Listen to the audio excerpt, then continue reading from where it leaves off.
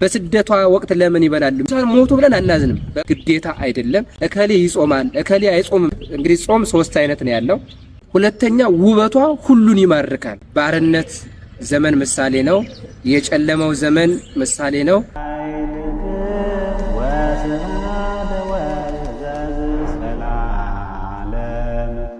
በስመ አብ ወወልድ ወመንፈስ ቅዱስ አሐዱ አምላክ አሜን።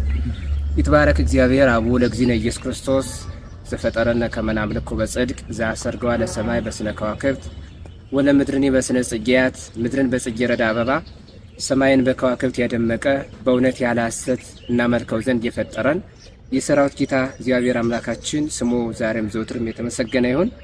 እናቱ እናታችን የፀሐይ ጽድቃችን ምስራቅ የባሕርያችን መመኪያ ወላዲተ አምላክ ድንግል ማርያም ከልጇ ከወዳጇ ከኢየሱስ ክርስቶስ ቀጥሎ ክብር ምስጋና ይድረሳት። ክቡራን ይህ ድምጽ የሚሰማችሁ